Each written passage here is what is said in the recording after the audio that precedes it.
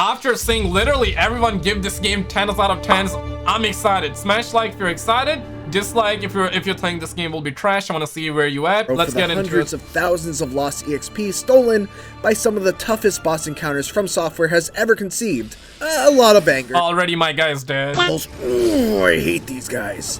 And exhilaration from finally getting through that. Damn, game looking good though. For an hour. But more than anything else, I was in near constant awe from the many absolutely jaw-dropping vistas, by the sheer scope of an absolutely enormous world, by the frequently harrowing enemies, and by the way in which Elden Ring nearly always found a way to reward my curiosity with either an interesting encounter, Bigfoot found, or something even greater.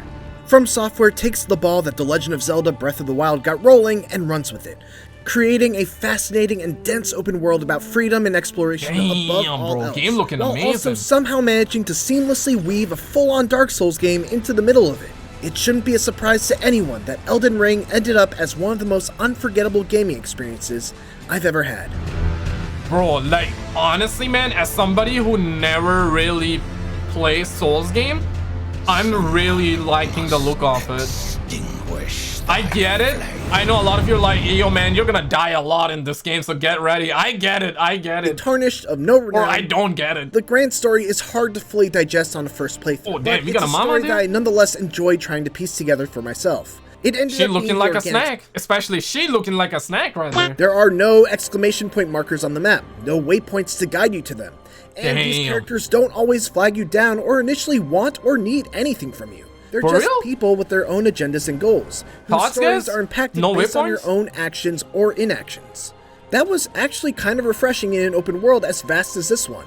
And it was always exciting to see a familiar face pop up again later, as I was eager to learn about what brought them to this new part of the world. And Can a brother perhaps see the face reveal? the trade-off, of course, is that without any markers, quest log, or journal, it becomes very easy to forget about certain plot threads and accidentally leave them unresolved by the end. That's a bummer, and I wanna I've see that already big felt jump. regret I wanna about see that missing big out on jump. stories that some of my colleagues have had, but for me, it was worth it, because even after 87 hours, I never once felt the open world fatigue that usually sets in when my brain gets overloaded by a map absolutely full of unresolved side quest markers. Yo, Cap? Or what? 87 hours, that's a lot. That's good to hear. Elden Ring doesn't scale enemy levels to your own at all, so dude. jumping into a later region, The variety in the bosses is very making good. the risk-reward prospect of doing so very real. But perhaps more notably, the way its different areas are connected makes finding these new ones more than a simple matter of choosing a direction and heading towards it. Limgrave is designed very specifically with a main path in mind that takes you through Stormvale Castle, and finding a way around that feels like you've truly So you get the horse automatically like that? Without Vista? Damn. feeling not present That's in good. most open world games I've explored. Oh, You hey. also have more freedom in how you approach combat than any previous FromSoft game, thanks to a bunch of familiar new systems that are Yo, how many attacks can you take before you die? crouch walk and use stealth to avoid detection, or more easily sneak up for a backstab. You can fight on horseback, you can craft items on the fly, you can summon a huge variety of creatures to There fight is for so you, much in and this game, most bro, like- substantially, you can equip I want to get it day one, but even if I get it, I know I won't be able to play. Elden Ring is hard, which is to be expected from a FromSoft game. Get ready to die a million times, Even boys. as a veteran of the Souls-like Oh, genre, hey. I hit multiple points, even all the way up to the moment I reached the very last boss, where I had unlocked paths to several bosses and simply could not make headway on any of them. But even though I hit dead ends on those paths, there was always somewhere else A lot of people would love to get that journalist difficulty right now, myself included, bro. set aside for later, a light of grace indicator that I had not yet followed.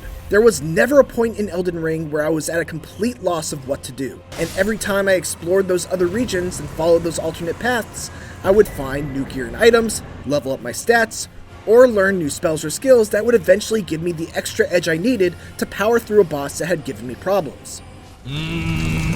Damn. East, west, and the lands between. You wanna see the massive junk. In Elden Ring, by contrast, very rarely did my predictions ever come true. I'd head to a lake and all of a sudden get ambushed by a dragon. Damn. It feels Follow so a river good, expecting though. to collect some minor crafting materials, only to find a dungeon filled with enemies and traps. Oh, Enter a cave and get jumped by little goblin men. or take a seemingly unimposing elevator and find that it just keeps going down further. Literally everything's trying to kill you in this game, bro. Well, you'll have to get there. Literally sometime. everything. Best of all, each of these little excursions rewards your curiosity with something worthwhile. That could be a new weapon, a new Ash of War, a valuable consumable. Oh, that's a big booty right there, sir. Or a new NPC to talk to. There are so many valuable rewards available that I never felt disappointed by my prize, regardless of the amount of effort it took. But Yeah, drink most water, impressive about Elden Ring is that in between all of this brilliant open world design, there are a handful of legacy dungeons that still deliver those wide linear levels that Souls fans have come to expect. These are gigantic castles, forts, manors, underground labyrinths, and more that are packed with secret areas, challenging bosses, and multiple paths that are linked by one-way shortcut doors. I really like the bosses and all the small bosses, the big bosses, they look really good. Closest to Dark Souls 3. All of them feel like they're really unique as well. Library of action RPGs characterized by weighty attacks, careful stamina management, and a bit of a slower pace in games like Bloodborne and Sekiro. The two big new additions are the ability to use a guard counter by blocking an attack with your shield and then immediately pressing the strong attack button to follow up with a crushing strike that can leave weaker enemies in a crumpled state, and a jump attack that gives melee wielders a new type of heavy attack that can also be used to stun enemies and leave them open for a critical hit. They're both great additions that offer melee classes fun new tools, but for the most part, From Software has certainly adopted a if it ain't broke, don't fix it approach. Yeah, that's really good to hear, bro. Honestly. Is its enemy design if it's not broke, don't fix it, man. Not only are a fair number of them horrifying, keep what the fans love, improve upon it, add new stuff, that's with wild swings and combos that seemingly go on forever and can hit from 10 feet away. Yeah, like that. And he's still going. Yeah, I think there will be a lot of moments like Pull that. and hide behind their shields to wait for the right opportunity to either parry you or catch you while you're winding up. Others still are weak, but can be huge threats when they Yo, this reminds me of zombies from Hogwarts Legacy. Many are designed to punish those if you've who seen just that trailer. mash the dodge roll button without care, which makes Elden Ring a very hard game. Or but skeletons. It's a good style of difficulty. One that's less about fast reaction speeds and twitch reflexes, though those certainly help, and more about learning, adapting, and finding the planted weaknesses in enemy attack patterns. Honestly, man, game is looking amazing, and keep in mind, I never really played Souls game.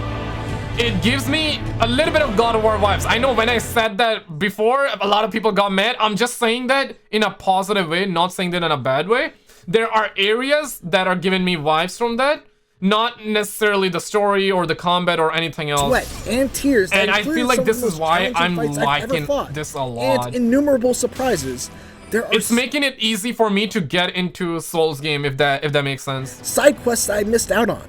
Tons of weapons, spells, and skills I've never used. Damn. And this is all on top of PvP and cooperative play that I've barely been able to scratch the surface of. Throughout it all, while the fundamentals of combat haven't changed much from what we've seen before, the enormous variety of viciously designed enemies and the brutal but surmountable bosses have brought its battles to a new level. Even with all the threads I didn't manage to tug on my first playthrough, of which I'm sure there will be several, what I was treated to can easily be held among the best open world games I've ever played.